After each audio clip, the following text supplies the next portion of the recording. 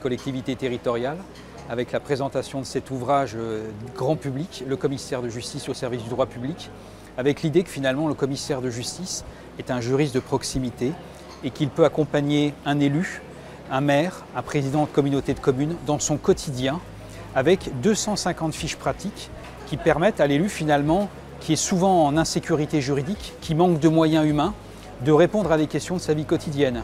Comment je gère la police de l'eau, comment je signifie un acte administratif, comment je convoque ou je fais contester une élection, comment je gère la police des cimetières, comment je m'occupe d'une maison qui est en cours de démolition et qui va s'effondrer sur la voie communale. Voilà, c'est tous ces sujets qui sont abordés avec l'aide des commissaires de justice.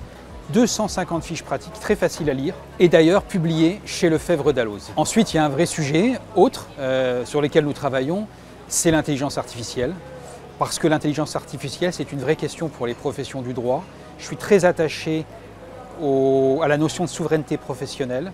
J'entends qu'il faille utiliser l'intelligence artificielle dans nos constats, notamment, mais néanmoins, il y a une problématique de sécurité, de respect des données personnelles des justiciables auprès desquels nous avons accès.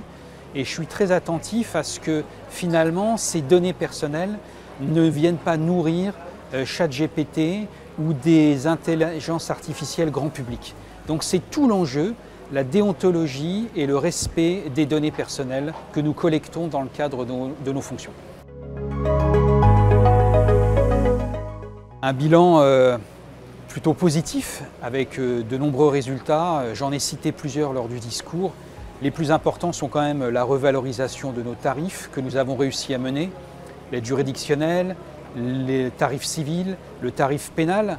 La réforme du mandat, c'est aussi la réforme du service compensation des transports pour un système aujourd'hui plus juste, plus équitable. C'était un ambitieux sujet, une vraie réforme que nous avons menée à bien. Donc j'en suis très heureux. Il y a également des sujets sur lesquels nous venons de terminer un travail très long, la déontologie, la discipline et surtout les décrets de l'inspection de nos offices, puisqu'à compter du 1er janvier 2025, les offices seront inspectés via ce qu'on appelle les fichiers d'écriture comptable. On aura une remontée des fichiers d'écriture comptable qu'ils seront analysés par des experts comptables indépendants. Voilà. Donc ce sont les grandes nouveautés et les grands changements de cette profession. Il y a de vrais sujets, parce que j'ai toujours envie d'avancer. Le premier, bien évidemment, c'est l'atterrissage sur la saisie des rémunérations. Ça nous a occupés pendant presque 2 ans. Cette réforme, elle est importante tant pour l'État que pour les justiciables. Elle doit être menée à terme pour l'été 2025. Ensuite, j'ai de vrais sujets pour les trésoreries des entreprises avec le recouvrement des créances commerciales. Ça, c'est un vrai sujet.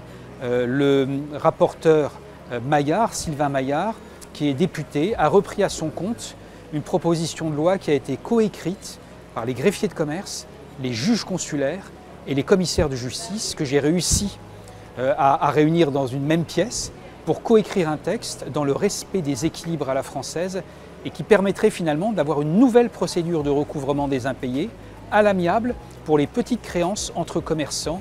L'idée, c'est vraiment d'aller chercher les 60 milliards d'euros d'impayés en France.